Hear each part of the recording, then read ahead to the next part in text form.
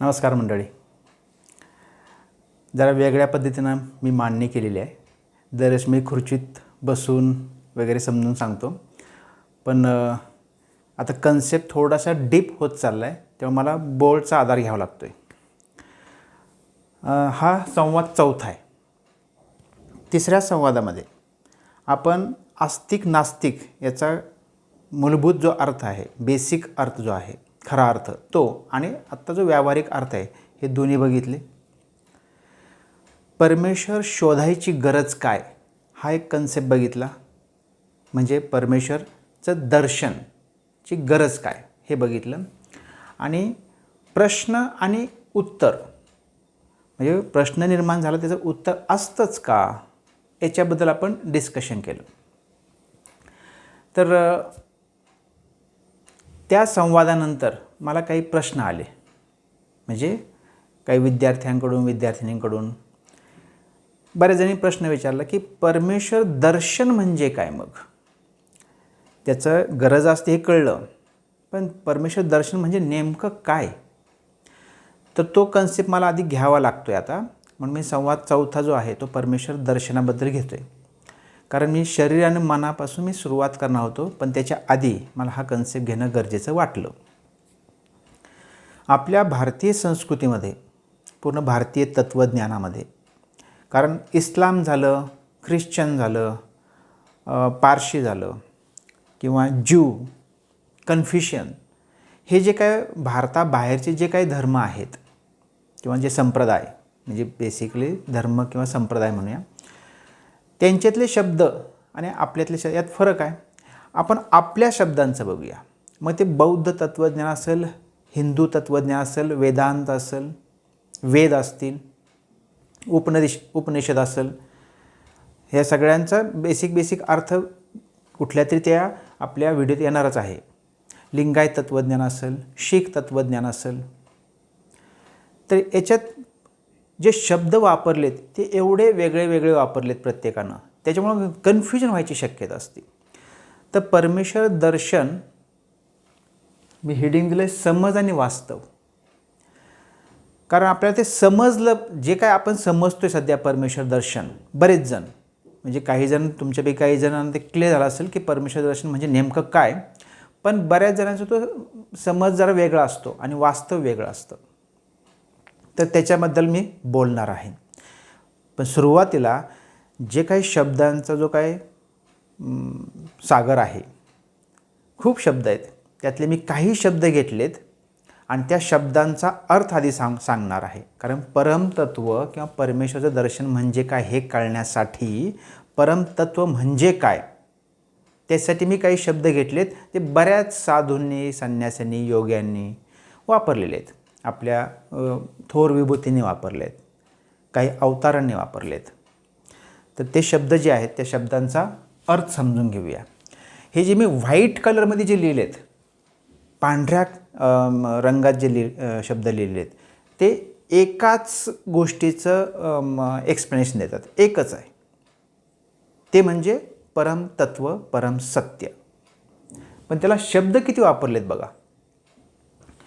म्हणजे त्याला विश्वतत्व म्हणू शकता, परमेश्वर म्हणू शकता, देव म्हणू शकता, परमात्मा, परमनियंता, हे सगळे शब्द आहेत. तर प्रत्येकाचा थोडक्यात अर्थ बघूया. ईश्वर ह्या शब्दाचा अर्थ आहे नियंत्रक. ईश म्हणजे नियंत्रण करणारा किंवा नियंत्रण करणे. ईश हा हे क्रियापद आहे, ईश. तर ईश्वर हे नियंत्रक झालं. परमेश्वर म्हणजे परम म्हणजे श्रेष्ठ नियंत्रक म्हणजे परमेश्वर. आणि तत्व म्हणजे ज्ञान. ॲक्च्युली तत्व हे जे आहे, मला कळलं तत्व म्हणजे ते ज्ञान कळलं, जे आहे ते कळलं. मग परम तत्व म्हणजे श्रेष्ठ तत्व, जे काय शेवटचं तत्व आहे, त्याच्यापुढं काही नसतंच. म्हणून मी परमतत्व हा शब्द घेतला आहे. त्याला विश्वतत्व काही जण म्हणतात.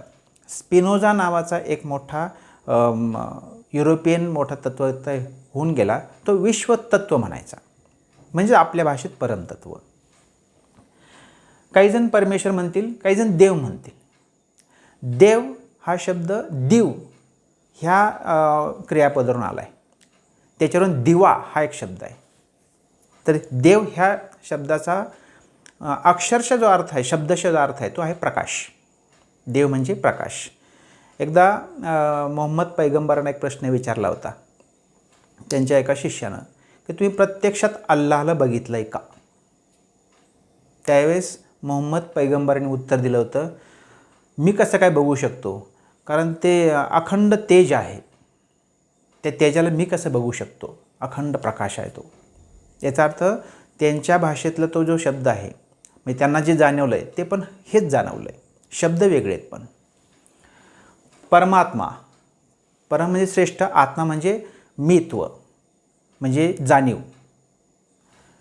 परम नियंता, पुन्हा तेच, नियंता म्हणजे ईश्वर, परमेश्वर. फक्त याला जे काही मी पिवळ्या कलरनं, येलो कलरनं जे अंडरलाईन केलं आहे, हे शब्द फक्त मी सगळ्यात शेवटी घेणार आहे. शिवलिंग, शिव म्हणजे पुरुष तत्व आणि लिंग म्हणजे विश्वतत्व, त्यामुळे हे एकत्र झालं. म्हणजे हा थोडक्यात निर्माता झाला आणि हे त्याचं जे काय निर्माण झालं आहे ते, थोडक्यात हे विश्वनिर्माता असा अर्थ होतो. हा लिंगतत्व म्हणजे विश्वतत्व आणि हे निर्माता पुरुष, त्याच्या मागचं कारण. परम श्रेष्ठ चैतन्य, चैतन्य म्हणजे जाणीव, मला जाणवतं म्हणजे चैतन्य. परब्रह्म, ब्रह्म म्हणजे पुन्हा तेच, जाणीव, चैतन्य. परम म्हणजे श्रेष्ठ. परम सत्य म्हणजेच शेवटचं सत्य, शेवटचं तत्व, शेवटचं ज्ञान, अंतिम ज्ञान. निरपेक्ष सत्य, हा पण शब्द वापरतात काही जण.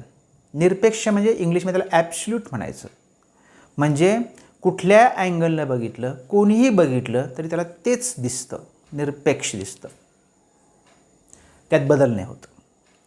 त्यालाच दुसरा शब्द आहे अंतिम सत्य, शेवटचं तत्व. पुरुष तत्व, पुरुष म्हणजे कर्ता, जो हे सगळं घडवून आणतो, तो त्या अर्थानं पुरुष वापरला आहे. बोलीभाषेतलं पुरुष आणि स्त्री याचा संबंध नाही.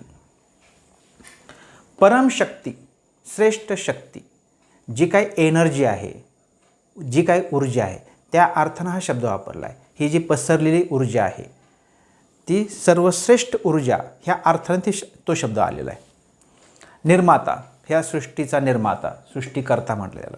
असे अनेक शब्द आहेत, पण ह्या सगळ्यांचा जो अर्थ आहे तो एकच आहे. हे जे काय आहे ह्या विश्वात आणि ह्या विश्वाच्या अंतरंगात, हे तर अनंत आहे. हे ते सायन्सच्या भाषेत पण मग नंतर मी समजून सांगणार हे कसं अनंत आहे ते. पण हे जे काय आहे ह्याला जे कोण कारण ठरलं आहे आणि हे जे काय प्रकट झालं आहे, तर अप्रकट आणि प्रकट हे दोन्हींचं मिळून जे काय सत्य आहे, त्या सत्याला हे सगळे शब्द आहेत. त्याचं दर्शन घ्यायचं आहे, त्याचं दर्शन घ्यायचं आहे. ह्या शब्दाचा पण अर्थ समजून घ्यायला पाहिजे. दर्शन हा शब्द एक गैरसमज निर्माण करू शकतो. असे बऱ्याच वेळा मी ऐकले आमच्या पाहुण्यांकडून, अजिबात गर्दी नव्हती देवळामध्ये, अंबाबाईचं मनसोक्त दर्शन झालं, किंवा पंढरपूरला गेलो विठ्ठलाचं दर्शन झालं. हा बोलीभाषेतला शब्द आपल्याला चुकीच्या रस्त्याला घेऊन जातो.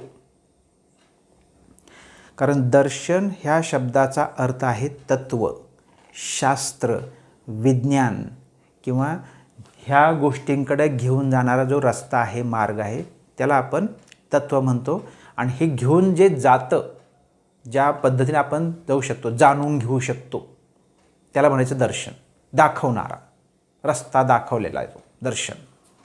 म्हणजे एखादं मला दर्शन झालं याचा अर्थ मला गोष्ट समजली असा अर्थ आहे.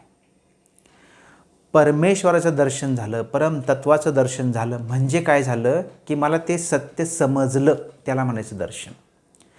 मूर्ती बघणं ही गोष्ट वेगळी आहे, फोटो बघणं, प्रतिमा बघणं ही गोष्ट वेगळी आहे, त्याला दर्शन म्हणू शकत नाही. पण आपण बोलीभाषेमध्ये वापरून त्या शब्दाचा जो मूळ अर्थ आहे तो गमावून बसलेला आहे आपण. त्यामुळे परमेश्वराचं दर्शन म्हणजे त्या परम सत्याचं, परमतत्वाचं, शेवटच्या सत्याचं, अंतिम सत्याचं जाणीव झाली पाहिजे. ज्या दिवशी ती जाणीव होईल त्या दिवशी तुम्हाला ते परम दर्शन झालं, परमतत्व समजलं.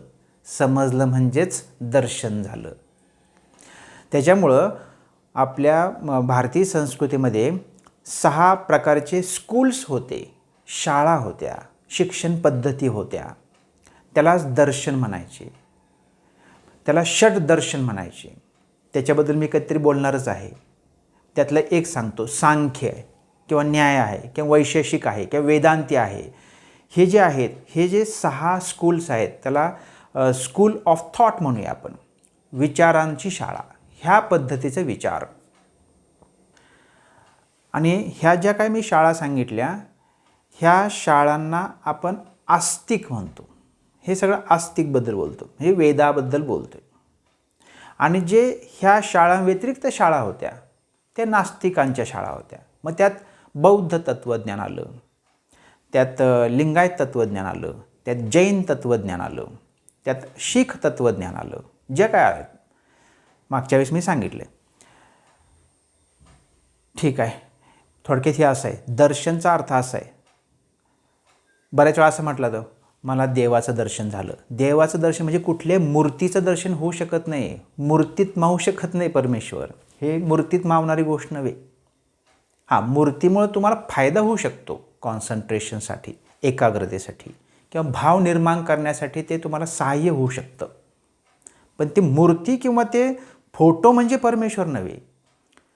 स्वामी विवेकानंद असं म्हटले होते की परम शक्ती, परमात्मा, परमेश्वर हे अनंत आहे म्हणायचं आणि पुस्तकात कोंबायचा पण प्रयत्न करायचा. हे कसं शक्य आहे? तो पुस्तकात कसं मावल? वाचून कसं मिळेल समजणार आपल्याला? हे वाचून समजणाऱ्या गोष्टी नाही, पण वाचन केल्यानंतर जे विचार स्टार्ट होतात त्याचा मात्र फायदा होतो. ठीक आहे, मी हे 2 शब्दाबद्दल मी अर्थ सांगितला नाही, तो मी नंतर सांगणार आहे. पण आपण भगवान आणि भगवंत हे पण यांच्यासाठीच वापरतो, ह्याच गोष्टीसाठी वापरतो. मुळात तो अर्थ त्यासाठी नाही आहे. पण आता बोलीभाषेत आपण भगवान, भगवंत, देव सगळे एकच समजतो. हे जे मी येलो कलरमध्ये जे लिहिलं आहे, तर हे जे आहेत हे काय आहे, तर हे समजण्यासाठी एक तर तुम्हाला हे व्हावं लागेल, हे जे कोण आहेत हे व्हावं लागेल, किंवा यांचं गायडन्स तर तुम्हाला घ्यावं लागेल. तर यांचा काय अर्थ आहे हे पण समजून घेऊया. त्यात मी पाहिलेलं अवतार. आपल्या डोक्यात काय असतं सांगतो. अवतार म्हणजे मी पण त्या फेजमधून गेलेलो आहे. अवतार म्हणजे देवानं अवतार घेतला, म्हणजे तो देव होता, तो आता माणूस झाला, हा अवतार झाला. तर असा त्याचा अर्थ नाही आहे. जरी आपल्या परंपरेत तसा तो अर्थ आलेला असला आणि हे चुकीचं असलं तरी पण आता शेवटी आपल्या सबकॉन्शियस माइंडमध्ये जाऊन बसले ते. अवतारचा अक्षरशः अर्थ काय? शब्दशः अर्थ अव म्हणजे खाली, तार म्हणजे तरणे, म्हणजे खाली जाणे.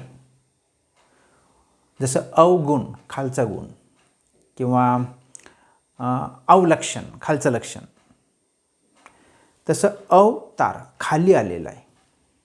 तर खाली आल्याचा अर्थ काय माहिती?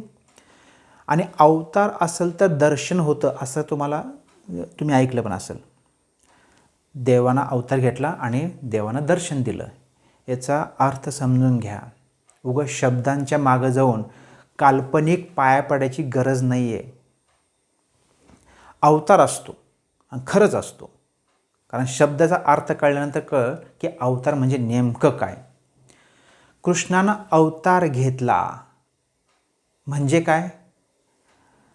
तो खाली आला, म्हणजे तो ज्या लेवलला जाऊन पोचला होता, कारण तो योगेश्वर झाला होता ना, तो योगेश्वर झाला होता म्हणजे त्याला ते सत्य समजलं होतं. तो बुद्ध झाला होता, तो त्या तत्वात विलीन झाला होता. म्हणजे मृत्यू नव्हे, ते परत प्रॉब्लेम यायचा म्हणजे गेला का काय, तसं नाही आहे. आणि ज्यावेळेस त्या तत्वात तुम्ही लीन होता तुम्हाला सांगा अरे हे असं आहे. तर पण हे जस्ट समजून सांगायची वेळ आली, कोणाला ते समजून सांगायची, तर सगळ्यांना ते समजलं असं नाही आहे. मग समजून सांगण्यासाठी मग जरा खाली यायचं, व्यावहारिक भाषेत थोडंसं समजून सांगायचं, ज्यावेळेस ती व्यावहारिक भाषेत समजून सांगेल त्यावेळेस बरोबर नेमका त्याला तोच अर्थ समजेल का जे त्या व्यक्तीला वाटलं आहे, जो त्या विभूती लेवलला त्या लेवलला जाऊन पोचला आहे. तर तोच अर्थ वाटेल याची गॅरंटी नाही आहे. पण समजून सांगण्यासाठी जरा व्यावहारिक शब्द घ्यावे लागतील ना. समजून कसं सांगणार ते? मी दुसऱ्या भाषेत समजून सांगतो. मी फिजिक्स शिकवतो, 11वी-12वी JEE नीट शिकवतो.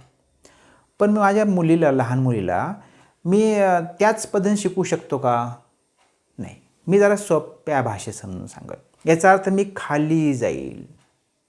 मी जरा सोप्या पद्धतीने समजून सांगेल. ती लेवल ठेवणार नाही मी खालची लेवल घेईल. खालची म्हणजे अवतरण. खाली आलो म्हणजे मी अवतार घेतला. 3री-4थीला शिकवायच्यासाठी मी अवतार घेतला, असा त्याचा अर्थ आहे. प्रत्यक्ष जे काही तत्व आहे ते डायरेक्ट भारतात येऊन कुठंतरी अवतार घेतोय आणि सगळे भारतातच अवतार झाले, असं कसं शक्य आहे हे? पण आपले भक्त एवढे त्यात लीन झाले असतात की त्यांना हे समजण्याचे ते त्या पद्धतीनं विचार करत नाहीत. कारण त्यांना परत ते श्रद्धा, आपला दुसरा जो काही व्हिडिओ आहे त्यात, कारण ते जीवनाशी निगडीत होते. त्याच्यामुळे ते त्यांना वाटतं हे चुकीचं आहे. अवतार म्हणजे अवतार. परमेश्वरानं अवतार घेतला. कृष्ण हा अवतारच अवतार आहे. पण कुठल्या अँगलनं? परमतत्व असं भारतात येतं काय? मथुरेमध्ये परमतत्व, विश्वाचा निर्माता डायरेक्ट मथुरा, अयोध्या म्हणजे उत्तर प्रदेशमध्ये सगळं चालतं. हे असं होत नाही आणि हे ॲक्सेप्ट करणं गरजेचं आहे. नाहीतर तुम्हाला परमेश्वर दर्शन होत नाही, होणार नाही. जो समज ठेवला आहे तो समज बुद्धीच्या लेवलनं चेक करायला पाहिजे. स्वामी विवेकानंदचं स्टेटमेंट हे आहे, बुद्धीच्या पलीकडे जायची बरोबर आहे, पण बुद्धीला जर पटत असेल तर मी ॲक्सेप्ट करणार, नाहीतर ॲक्सेप्ट करायची गरज नाही. बुद्धीचा वापर करून बुद्धी प्रामाण्य होऊन जर तुम्ही नास्तिक होत असाल काही प्रॉब्लेम नाही. पण कोणीतरी सांगतंय, कोणतरी जबरदस्ती करतंय आणि म्हणून तुम्ही काहीतरी पाया पडताय, काहीतरी धारणा घेताय, तर त्याला अर्थ नाही, त्याच्यातून उमलणार नाही काहीच. ते फक्त एक खोटं समाधान, बरं वाटलं, दर्शन घेतलं, बरं वाटलं, हे मनाचंच असतं. सगळं हे बरं वाटणं हे मनाचंच असतं. त्यातून तुमची उन्नती होत नाही. त्याच पायरीवर आपण राहणार. त्याचा पुढचा मी शब्द घेतला आहे विभूती. विभूतीचे 2 अर्थ आहेत. काही जण असे विभूती लावतात, ते म्हणजे भस्म. दुसरा जो अर्थ आहे तो इथं घ्यायचा आपल्याला. दुसरा अर्थ काय? दैवी गुणांनी संपन्न असा मनुष्य म्हणजे विभूती. म्हणजे तो तत्व जाणलेला, त्याला विभूती म्हणायचं. मग तत्व जाणलेला आहे तो. त्यामुळं असे 2 विभूती समजा बोलत बसले तर आपल्याला काही कळणार नाही काय बोलतायत ते. मग त्यांना थोडक्यात 2 सायंटिस्ट बोलायला लागले आणि 4थी-5वीची मुलं ऐकायला लागले, त्यांना काही 4थी-5वीची कशाला, आम्हाला पण कळणार नाही कधी कधी. आईन्स्टाईन आणि समजा बोहर बोलायला लागले तर ते काय बोलतील याचं आम्हाला कदाचित जाणीव पण होणार नाही, काय बोलतायत. मग ते जरा खालच्या लेवल येतील. म्हणजे आमच्यासारख्या सामान्य माणसांना कळलं की इलेक्ट्रॉन, पार्टिकल, वेव्ह असं काहीतरी समजून सांगतील. अच्छा, म्हणजे त्यांनी अवतार केला, आमच्या लेवलला ते आले. तसं विभूती हे त्यांची लेवल हाय आहे.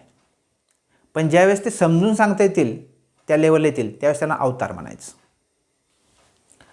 पुढचा शब्द आहे तो योगी आहे. योग ह्या शब्दाचा अर्थच जोडणे. तो योगी म्हणजे जोडलेला. कोणाशी? त्या तत्वाशी, म्हणजे त्याला कळलेलं आहे, म्हणजे तो योगेश्वर आहे, त्याला योगी म्हणायचं. बुद्ध, ज्याला बोधी प्राप्त झाली, म्हणजे ज्ञानाच्या मार्गानं ते तत्व ज्यानं जाणून घेतलं तो झाला बुद्ध.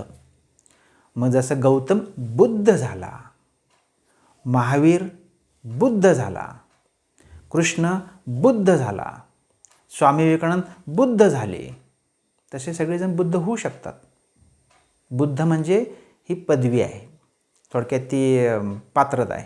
हा बुद्ध झाला, गौतम झाला हे आम्हाला माहिती आहे, पण असे बरेच जण बुद्ध आहेत, होऊन गेलेत, आत्ता पण आहेत. जैन, बुद्ध, जैन, लिंगायत असं वाटेल की हे तुम्ही धर्म किंवा जातीबद्दल लिहिताय काय? नाही. जैन म्हणजे जिंकलेला. कशावर जिंकलेला? सगळ्या इंद्रियांचं जे काय इंद्रिय आहेत आपले त्यांच्यावर विजय प्राप्त केला.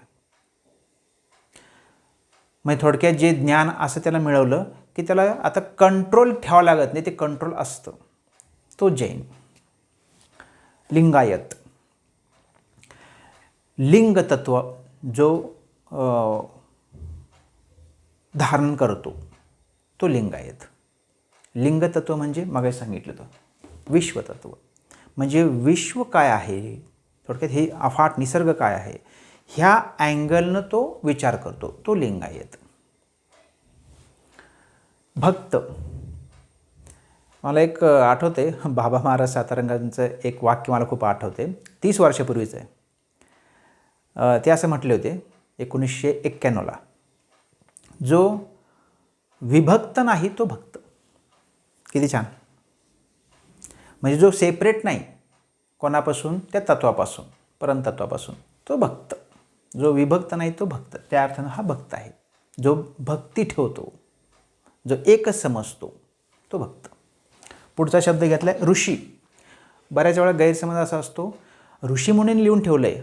एक तर ऋषी म्हणा नाही तर मुनी म्हणा, ऋषी मुनींनी लिहून ठेवलं आहे, हा काय प्रकार आहे? ऋषीचा अर्थ होतोय, ऋष म्हणजे बघणे, ऋषी म्हणजे द्रष्टा. म्हणजे त्याला पुढचं कळतं, पुढं काय गरजेचं आहे, याला कसं ट्रीट करायला पाहिजे. थोडक्यात आजच्या भाषेमध्ये जे टेक्नॉलॉजिस्ट आणि इंजिनियर्स आहेत ते ऋषी आहेत. त्यांना कळतं हे सायन्स वापरलं तर आपण काय डेव्हलप करू शकतो आणि मानवाला काय फायदा होईल, त्याला म्हणायचं ऋषी. ऋषी हा सांसारिक असू शकतो, लग्न करू शकतो, त्याला मुलं असतात. द्रोणाचार्य ऋषी होते, लग्न झालं होतं, मुलगा होता. पण मुनी मात्र तसे नाहीत. मुनीला अनेक अर्थ आहेत. मुनी म्हणजेच तपस्वी, म्हणजेच शरण, म्हणजेच श्रमण, म्हणजेच भिक्षू, म्हणजेच भिक्खू. हा मुनीचा अर्थ आहे. म्हणजे जो तपतोय, तप म्हणजे गरम होतोय, गरम होतोय म्हणजेच काय, नॉलेज मिळवण्यासाठी फक्त कष्ट करतोय. थोडक्यात आजच्या भाषेमध्ये सायंटिस्ट, न्यूटनसारखे. न्यूटन मुनी होता थोडक्यात सांगायचं. म्हणजे संसारात काय चाललंय, पब्लिकला काय पाहिजे हे नाही, तत्व काय सांगतं, तत्व फक्त मांडायचं, यूज करायचं न करायचं ऋषीने ठरवायचं. त्यालाच आपण शरण पण म्हटलंय. तो श्रमण पण म्हटलंय. शरण श्रमण एकच. शरण गेलाय. कशाला शरण गेलाय? त्या तत्वाला. म्हणजे थोडं त्या तत्वाच्या मागच लागलाय तो. अंतिम तत्व काय आहे किंवा कुठलंही तत्व आहे, निसर्गाचं कुठलं तरी एक तत्व तर तुम्हाला कळलं, याचा अर्थ त्या परम तत्वाचं किमान एक अंश कळाला. न्यूटनला कळाला होता, त्याला अनेक अंश कळाले होते. त्याला आम्ही लॉज म्हणतो, नियम म्हणतो. श्रमण हा शब्द, जरी हे दोन्ही शब्द जैन, बौद्ध, लिंगायत ह्या संप्रदायात किंवा ह्या धर्मात वापरत असले तरी ॲक्च्युली श्रमण हा शब्द वेदांपासून आहे. कारण आश्रम शब्द आहे. श्रम म्हणजे श्रम करणे. कशासाठी? नॉलेज मिळवण्यासाठी. त्यामुळं आश्रमात कशासाठी जात होते? श्रम करायला, बौद्धिक श्रम करायला. पण त्याच्याबरोबर तुम्हाला बाकीच्या गोष्टी पण तिथं शिकवल्या जायच्या. भिक्षू किंवा भिक्खू. भिक्खू आणि भिक्षूचा अर्थ एकच आहे. याचा एक गैरसमज सांगतो. काहीतरी मागणे म्हणजे भिक्षा मागणे, हा जसा अर्थ आहे ज्याला आम्ही भिकारी बनतो, पण तो अर्थ इथं नाही आहे. भिक्षू किंवा भिक्खूचा अर्थ आहे नॉलेजसाठी याचना करणे, नॉलेज मिळालं पाहिजे. म्हणजे मी जाऊन एखाद्या टीचरला, एखाद्या सायंटिस्टला, एखाद्या मोठ्या व्यक्तीला विचारलं, मला हा कन्सेप्ट समजला नाही, मला समजून सांगता का? म्हणजे मी भिक्षा मागितली, म्हणजे मी भिक्खू झालो, असा तो अर्थ आहे. स्वामी. स्वामी म्हणजे राजा, म्हणजे थोडक्यात काय? मालक. मग स्वामी कशाचा मालक असतो? तर तो आपल्या इंद्रियांचा मालक असतो, तो ठरवतो. स्वामी विवेकानंद हे मालकच होते म्हणून त्याला स्वामी म्हणतात. बरेच स्वामी असतात. तर स्वामीचा ॲक्च्युअल अर्थ असा आहे, तो मालक असतो, तो ठरवतो. इंद्रियान ठरवायचं नाही. मग मी तो बेभान झाला वगैरे असं होत नाही स्वामीला. सगळं त्याच्या कंट्रोलमध्ये असतं. पुढचा शब्द घेतला मी साधू. आता हे जे शब्द घेतलेत मी, याला काही सिक्वेन्स नाही आहे. मला जसं सुचलं तसं मी लिहिलेलं आहे. अनेक शब्द आहेत. साधू म्हणजे काय? ज्यानं साधना केली आणि ज्ञान मिळवलं तो साधू. बऱ्याच वेळा साधू, संन्यासी असे शब्द एकत्र घेऊन त्या शब्दाचा काय अर्थ पण माहीत नसतो आपल्याला. साधना करून ज्ञान मिळवला तो साधू. म्हणजे खूप मोठी पोस्ट आहे साधू. ड्रेस घातला भगवा म्हणजे साधू होत नाही. म्हणजे स्वामी विवेकानंद एकदा म्हटले होते, मी कसला बाबा साधू, मी तर सामान्य माणूस, असं स्वामी विवेकानंद बोलले होते. म्हणजे काय पोस्ट असेल साधूची. पुढचा शब्द आहे संन्यासी. संन्यास. बऱ्याच वेळा असं वाटतं की संन्यास म्हणजे संपलं, गेला जंगलातच गेला, असा अर्थ नाही आहे. बऱ्याच वेळा बरेच जण जातात तिकडे जंगलात, हिमालयात, पण त्याचा अर्थ हा नाही की संन्यासी म्हणजे सगळं सोडून बाहेर गेला, असं होत नाही. म्हणजे संसार सोडून संन्यासी हे आहे, म्हणजे हा अर्थ आहे एका अर्थानं, पण तोच अर्थ नाही आहे. संन्यासचा अर्थ त्याची जे फोड केली शब्दाची, सम नि आस. आस म्हणजे ठेवणे, नि म्हणजे खाली. जसं निशस्त्र, शस्त्र खाली ठेवणे, निशस्त्र. तर सम म्हणजे सगळंच, सर्व. नि म्हणजे खाली, आस म्हणजे ठेवलं, सगळं खाली ठेवलं. संन्यास, तो संन्यासी. सगळं खाली ठेवायचं म्हणजे काय ठेवायचं? म्हणजे कुठली आशा आकांक्षा ठेवायची नाही, एकाच्याच मागं लागायचं. जसा आईन्स्टाईन शेवटी संन्यासी झाला होता ना, युनिफाईड थेरी डेव्हलप करण्यासाठी. सगळे फोर्सेस जे आहे, फंडामेंटल फोर्सेस जे 4 आहेत, हे फंडामेंटल फोर्स एकच आहे हे समजून सांगायच्या मागं लागला होता. सगळं सोडून तो 20 वर्षे एकाच कन्सेप्टच्या मागं लागला होता. म्हणजे तो संन्यासीच होता. सगळं सोडून दिलं, एकाच्याच मागं लागला, संन्यासी. त्याला विरागी पण म्हणू शकतो आपण. विराग, वैराग्य. काहींना असं वाटतं वैराग्य म्हणजे पुन्हा तेच जंगल, हिमालय, भस्म. नाही. विराग म्हणजे किंवा वैराग्य म्हणजे काय? विशिष्ट राग. विशिष्ट राग म्हणजे काय? विशिष्ट म्हणजे विशिष्ट, पर्टिक्युलर. राग म्हणजे इच्छा. पर्टिक्युलर इच्छा धरली म्हणजे तुम्ही वैराग्य पत्करलं. आत्ताची मुलं पण तसंच करतात. विशिष्ट इच्छा असते त्यांची, मोबाईल बघत बसणं, बाकी सगळं सोडून द्यायचं, वैराग्य. पण हे फायद्याचं वैराग्य नव्हे. काही जण दिवसभर क्रिकेट खेळतात. सचिन तेंडुलकरचं एक्झाम्पल देता येईल. नुसता क्रिकेट खेळायचा, 12वी नापास झाला. म्हणजे वैराग्य पत्करलं, क्रिकेट फक्त, बाकी सगळं सोडून दिलं. विशिष्ट राग, विशिष्ट इच्छा, क्रिकेट हीच इच्छा, वैराग्य. आणि असा वैराग्य पत्करला माणूस विरागी म्हणतात त्याला. म्हणजेच काय? विरागी म्हणा किंवा आता जो शब्द वापरला तो कुठला? संन्यासी. एकच अर्थ होतो. पुढचा शब्द मी घेतला आहे आचार्य. आपले कॉलेजला प्राचार्य असतात, पण आचार्य किंवा प्राचार्य ह्या शब्दाचा ॲक्च्युअल अर्थ काय माहिती? जो आचरण करायला शिकवतो तो आचार्य. आणि दुसरा एक त्याचा अर्थ आहे, त्यातच संदर्भ आहे तो. आचरण करायला शिकवतो, पण कसं? म्हणजेच तुम्हाला काहीतरी समजून सांगत असतो, काहीतरी व्याख्या करून सांगतो. मंत्र, मनाला संरक्षण करणारे जे काही शब्द आहेत, थोडक्यात मनाचं उन्नयन करणारे जे काही शब्द आहेत, ते समजून सांगणारा म्हणजे आचार्य.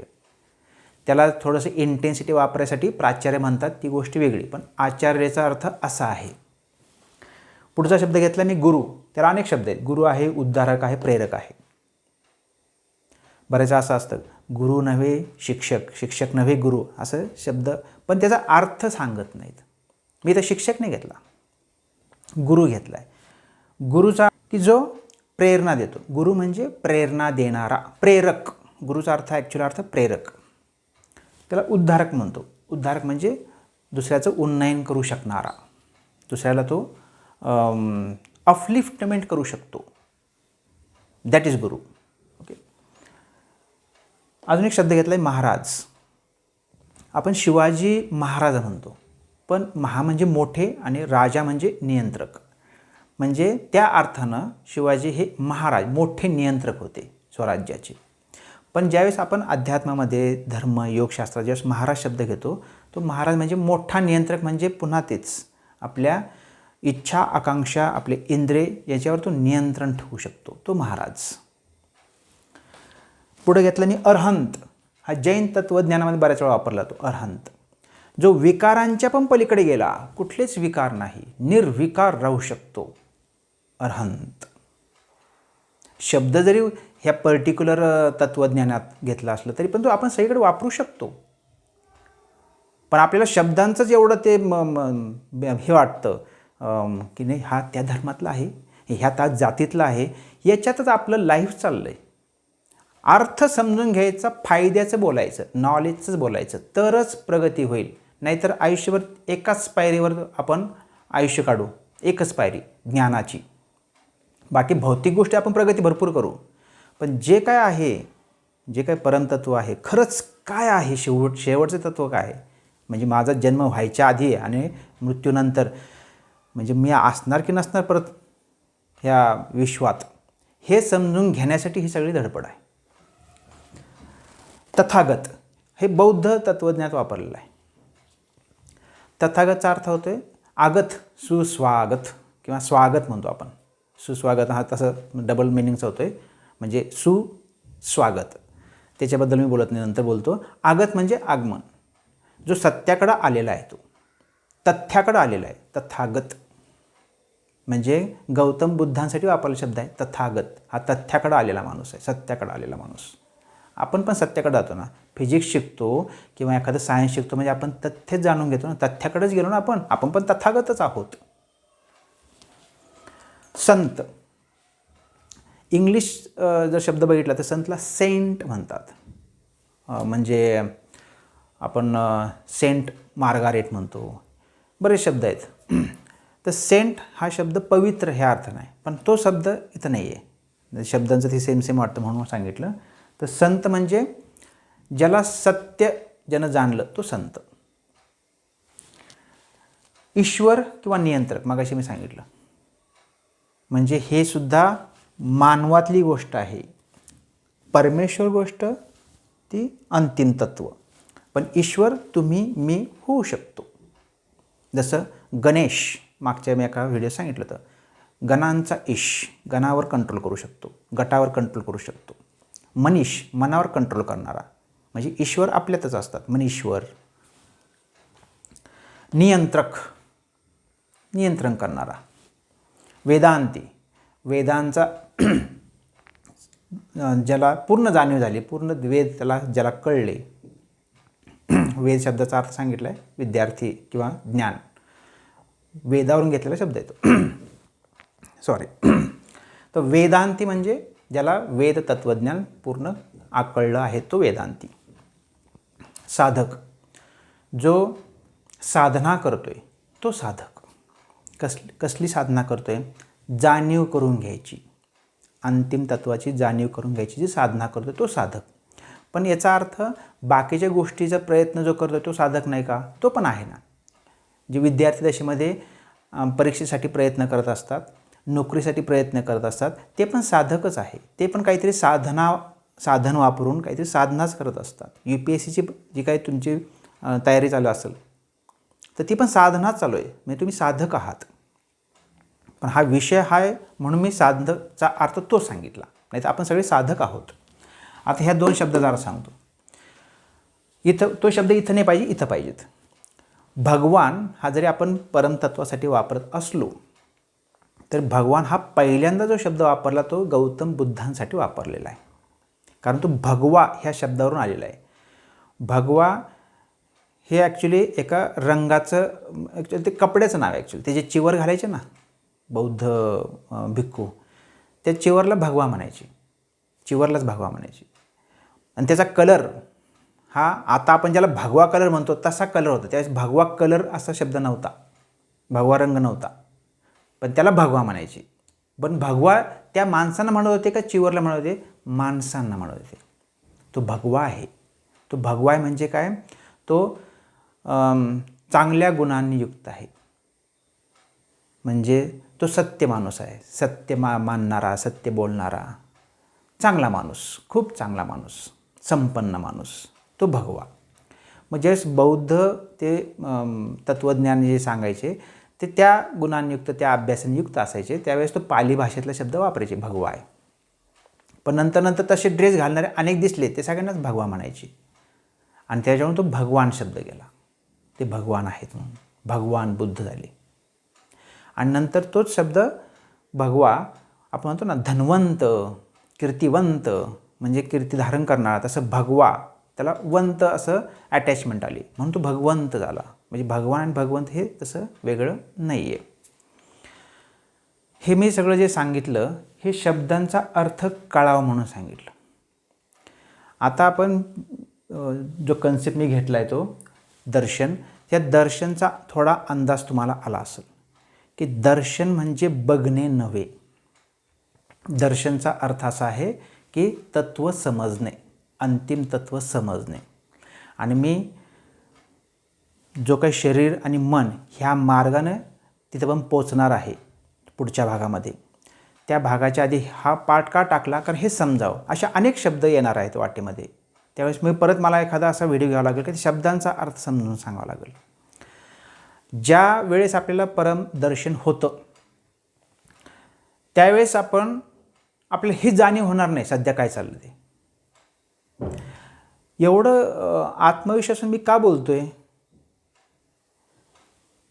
याला काही कारणं आहेत. पण हे मात्र नक्की, कितीही वाचन केलं तरी जो पण तुम्ही विचार करत नाही स्वतःहून तोपर्यंत त्या पातळीत आपण जाऊ शकत नाही. ती पातळी असते, म्हणजे त्या पातळीतून आपल्याला समजतं आणि हे काय आहे म्हणून.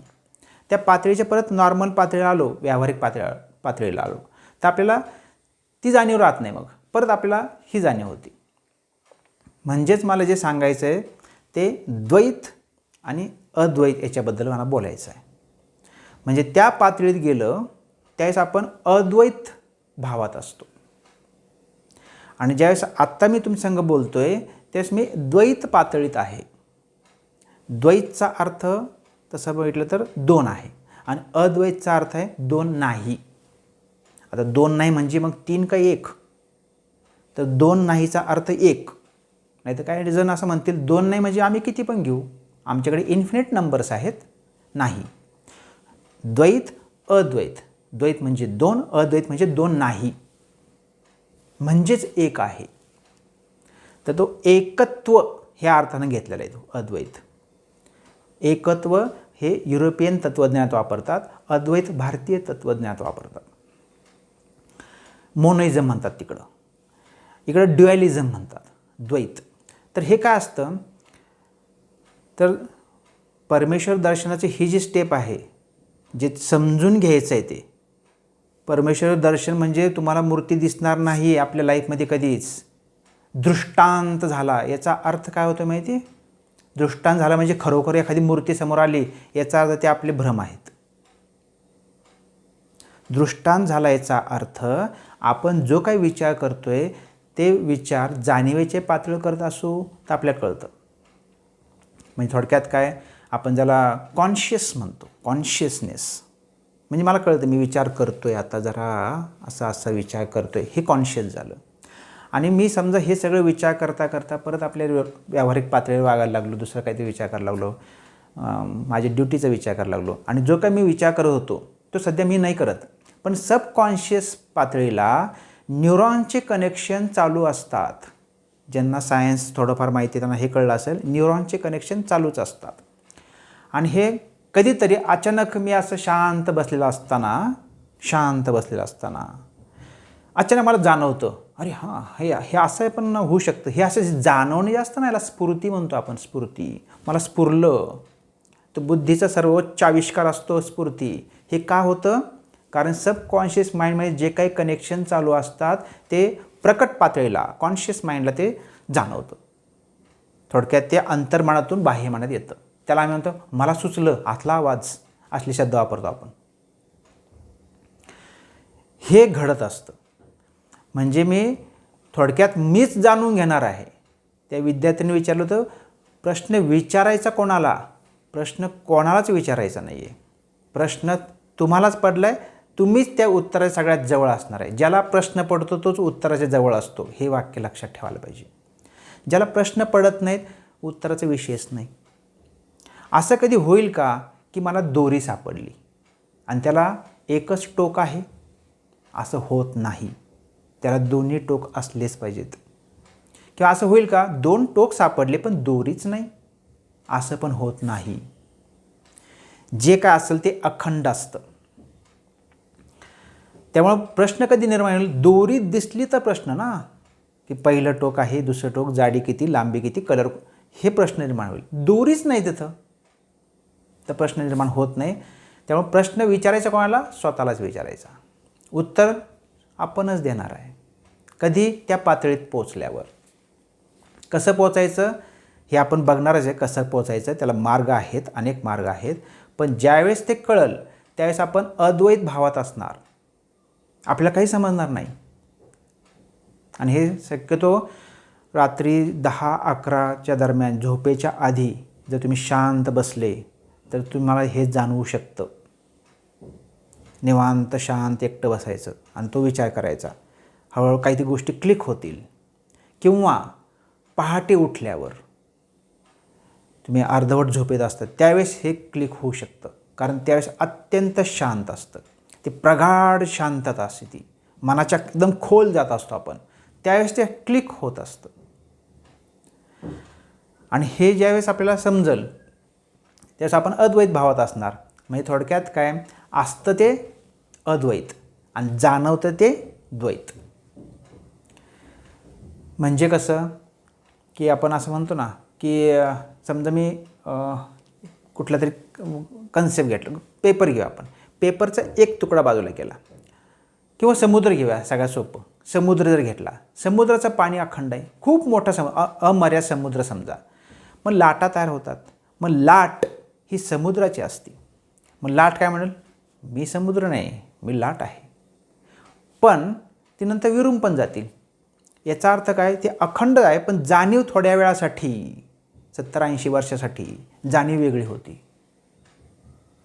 ज्यावेळेस ती जाणीव वेगळी होती पण त्या जाणीव वेगळी झाल्यानंतर जे काही द्वैत भाव झाला, समुद्र आणि समुद्राची लाट, हा जो द्वैत भाव झाला पण आहे ते अद्वैत ना, अखंडच आहे ते. जाणीव फक्त वेगळी झाली. म्हणजे आपण सध्या द्वैत भावात आहोत. ज्यावेळेस आपण अद्वैत भावात जाऊ त्यावेळेस आपलं दर्शन कंप्लीट झालं.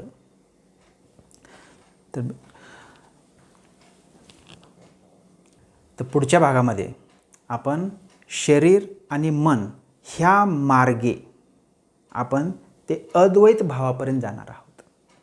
म्हणजे ते शरीर आणि मन द्वैत दिसतं, वेगळं दिसतं शरीर आणि मन.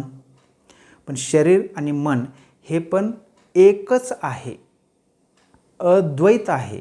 पण जाणवतं वेगळं वेगळं ना. तर हे आपण अद्वैतापर्यंत पोचणार.